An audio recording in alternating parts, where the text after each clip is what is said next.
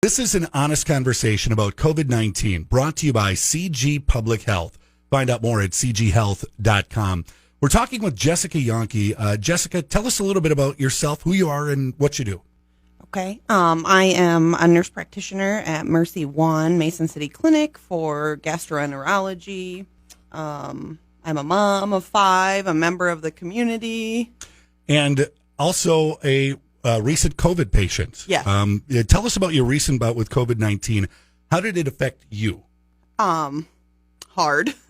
I got it in the beginning of September from my husband. I think it was September 7th I tested positive, and he was the day before me, following 2 false negatives. So our whole household was exposed when he thought he just had a cold or viral something.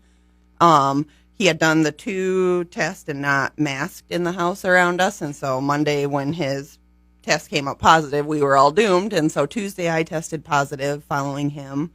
I felt pretty decent at first, I guess, or was kind of a week behind him. Little did I know at that time. He had actually ended up hospitalized, and that was kind of I believe, 10 days into it. And that's when I had gotten really sick. And what is it like when both parental figures in a house, you said you have multiple children, are sick?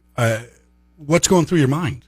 A disaster. You feel terrible. I kept apologizing to the kids, texting them saying, sorry, you have to fend for yourself these 2 weeks or anything. I mean, going to get food or door dashing. And we had 1 out of 5 come up positive, who thankfully actually was not symptomatic or didn't display severe illness. And so thankfully when he was quarantined with us and Justin was in the hospital, I was at home and he could kind of fend for himself or do his thing when I was too sick to even acknowledge him there.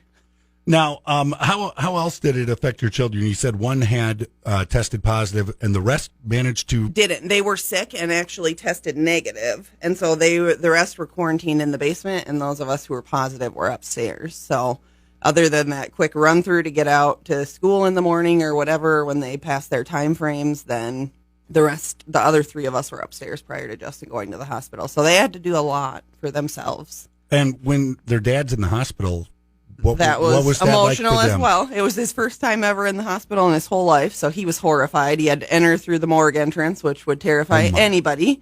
And then to be in a room where nobody can come in, nobody can be with you. He knew I was communicating closely with the docs that I know or work with or have worked with in the past.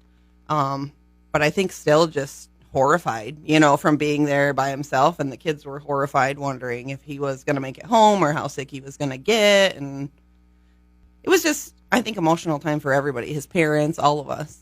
Now, being that you're testing negative now, yes. How do you look back on this experience of going through COVID, not just you, but your family? That we never want to do it again, for sure. I think it's still too fresh that none of us have forgot any of the symptoms or are still experiencing them. My husband went back to work the same week I did and has our own businesses. He's been doing or started with half days of work and found out physical labor was still very difficult for him, or his breathing worn out pretty quickly. And then I've been working as well, and the other ones are back to school, but still it's just a whole halt in your routine. We lost the whole month of September. So now, do you have any advice to anybody who may be eligible to be vaccinated but has not chosen to do so yet after your firsthand whole family experience with COVID? Yeah, I would recommend people who can get vaccinated do it, especially for those who can't, which I was one of them. The medical exemptions are going to be there. There's people who can't get it, but just knowing how hard it hit us, especially being young, healthy people otherwise. There was times that probably 2 times I can reoccur in my head where I was in the bathroom at 3 a.m, sick as a dog, thinking I'm not going to live through this. So that kind of hits home. But I would say if they can do it, do it. Trust science as much as you can right now, and do it for the community, your kids, your family, your parents, anybody around you. Now, if you have questions about COVID-19, want to find out how to get a COVID-19 vaccine, go to cghealth.com. That's cghealth.com. Jessica, thanks for sharing your story. No problem. This has been an honest conversation about COVID-19 brought to you by CG Public Health.